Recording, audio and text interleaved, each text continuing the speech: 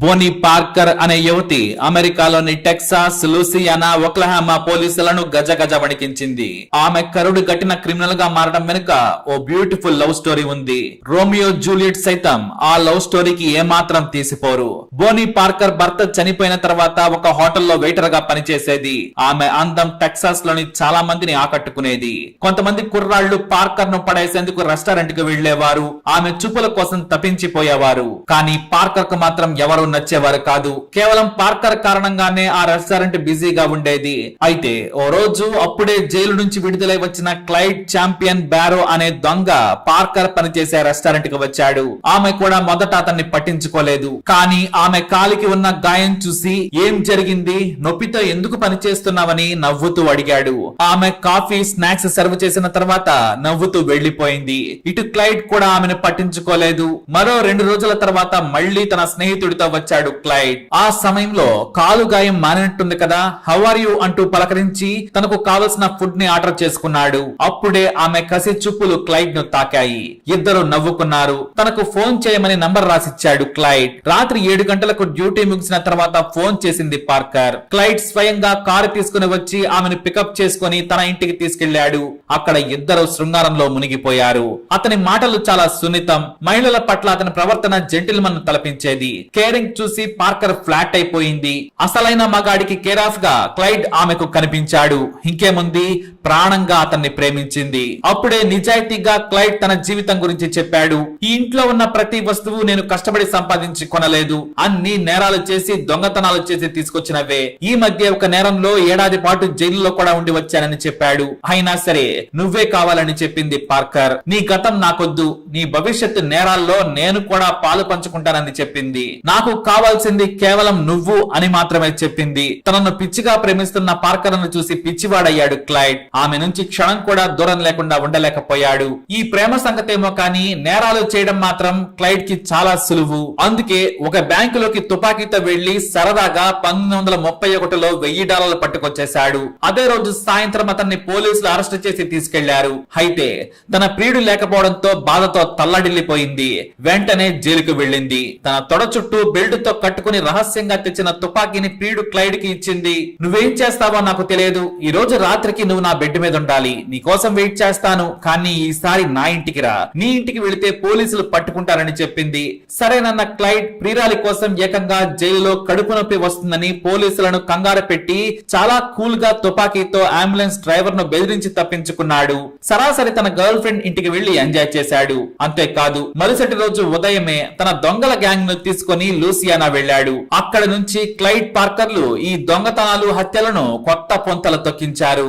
ఓ రోజు ఏకంగా బ్యాంకుకు 4 తుపాకీలతో వెళ్లి డైమండ్స్ తో పాటు భారీగా నగదును కూడా దొంగిలించారు. ఆ తర్వాత కూల్ గా ఎవరి దారిన వాళ్ళు వెళ్లిపోయారు. మరో చోట ఖరీదైన హోటల్ ముందు తుపాకీ చూపించి భయపెట్టి $10,000 వ్యాపారి నుంచి లాక్కున్నారు. దొంగిలించిన సొమ్మును దర్జాగా కొత్త కార్లు, తుపాకులు కొనేందుకు ఉపయోగిస్తారు. ఇద్దరు ప్రేమయాత్రలు చేసేవారు. దాదాపు 6 నెలల పాటు మళ్లీ దొంగతనాలు చేసేవారు కాదు. కానీ పోలీసులు వారిని వెంటాడుతున్నారని తెలింది. ఇంటెలిజెన్స్ టీం ఈ దొంగతనాల వెనుక క్లైడ్ ఉన్నాడని గుర్తించింది. అయితే ప్రతి నేరం తర్వాత తన గ్యాంగ్ మెంబర్స్ ను వెళ్లిపోవాలని చెప్పేవాడు క్లైడ్. ఇక తన ప్రియురాలితో అమెరికా అంతా తిరిగేవారు. ఖరీదైన హోటల్స్ లో ఎంజాయ్ చేసేవారు. చాలా సార్లు తన ప్రియురాలతో ఖరీదైన హోటల్లో రిచ్ పర్సన్ గా క్లైడ్ కనిపించినా పోలీసులు గుర్తించలేకపోయారు. అయితే ఓ రోజు రాత్రి సమయంలో క్లైడ్ పార్కర్ కారులో వెళ్తూ ఉండగా ఓ పోలీస్ అధికారి కారును ఆపాడు. అయితే వారి దగ్గర ఐడి కార్డ్స్ లేవు. దీంతో కారులో నుంచి కిందకి దిగమని పోలీస్ చెప్పగానే దగ్గర నుంచి పార్కర్ ఆ పోలీసును కాల్చి పారేసింది. దీంతో ఇద్దరు వేగంగా అక్కడ నుంచి పారిపోయారు. అప్పుడు కూడా తప్పించుకున్నారు. ఆ తర్వాత లూసియానా నుంచి మళ్లీ టెక్సాస్ వెళ్లి 10ల సంఖ్యలో దొంగతనాలు చేశారు. బ్యాంకులో అడ్డొచ్చిన సిబ్బందిని కాల్చి చంపారు. ఓ రిచ్ కాలనీ ఎంచుకుని అందులోకి వెళ్లి వ్యాపారవేత్తలను కాల్చి చంపి మరీ దోచుకోవడం మొదలు పెట్టారు. అంతేకాదు ఏకంగా ఖరీదైన కెమెరా కొని పార్కర్ తనకు తానుగా సిగార్ నోట్లో పెట్టుకుని తుపాకులు పట్టుకుని వీడియోలు, ఫోటోలు తీయించుకునేది. పార్కర్ తన ప్రియుడి కోసం ప్రాణం ఇచ్చేది. ఇటు క్లైడ్ కూడా పార్కర్ కోసమే బ్రతికేవాడు.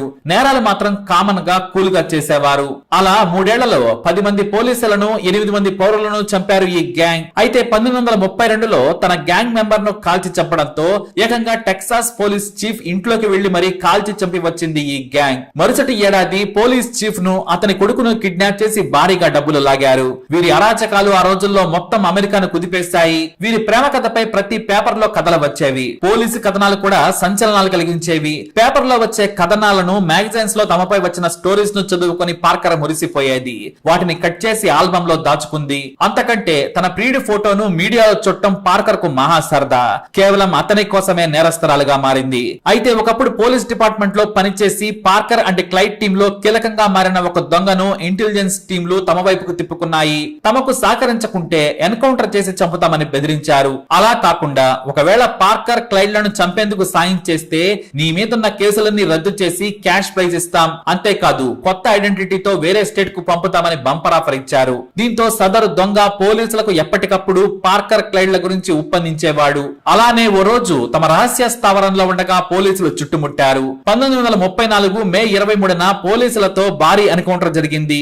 ఈ ఆపరేషన్ లో పార్కర్ ఏకంగా 2 పోలీసులను చంపింది. తమ రహస్య స్థావరం నుంచి కారులో పారిపోతూ ఉండగా పోలీసులు వీరు వచ్చే దారిలో ముందే గొయ్యి తీసి పెట్టారు. సరిగ్గా అక్కడకు రాగానే సడన్ బ్రేక్ వేయగా పొదల్లో నుంచి వచ్చిన పోలీసులు అతి దగ్గర నుంచి పార్కర్ క్లైడ్ లను కాల్చి చంపారు. ఈ ఆపరేషన్ ఆ రోజుల్లో సంచలనం కలిగించింది. ప్రియుడి కోసం నేరస్తురాలుగా మారిన పార్కర్ ఆ రోజుల్లో యుఎస్ లో పెద్ద సెలబ్రిటీగా మారిపోయింది. చనిపోయిన ఆమె కథను ఎన్నో మ్యాగజైన్స్ కథలుగా రాశాయి. టీవీల్లో సీరియల్స్ నుంచి చివరకు సినిమాలుగా కూడా వచ్చాయి. ప్రియుడి కోసం ప్రియురాలు, ప్రియురాలు కోసం ప్రియుడు పడే తపన గురించి పోలీసులకు సాయం చేసిన మాజీ పోలీస్ అధికారి మీడియాకు గొప్పగా చెప్పాడు. ఎన్ని నేరాలు చేసినా వారిద్దరూ మాత్రం క్షణమైనా సరే విడిగా ఉండేవారు కాదట. ప్రతి క్షణాన్ని ఇద్దరు ఆస్వాదించేవారు. దొంగతనాలు, నేరాలు చేయాలనేది క్లైడ్ కోరిక. అతని కోసమే ఆమె వెనకాల నడిచేది. ఎంత సంపాదించినా సరే క్లైడ్ కు మాత్రం తృప్తి ఉండేది కాదు. సరదాగా నేరాలు చేయడాన్ని ఎంజాయ్ చేసేవాడు.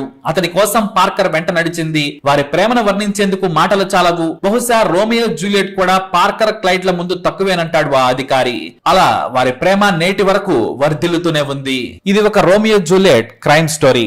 ఈ స్టోరీపై మీ అభిప్రాయాన్ని కమెంట్ ద్వారా తెలియజేయండి. అలాగే ఇన్ఫర్మేషన్ కోసం వీడియోని లైక్ చేయండి, షేర్ చేయండి, మా ఛానల్ ని సబ్స్క్రైబ్ చేసుకోండి.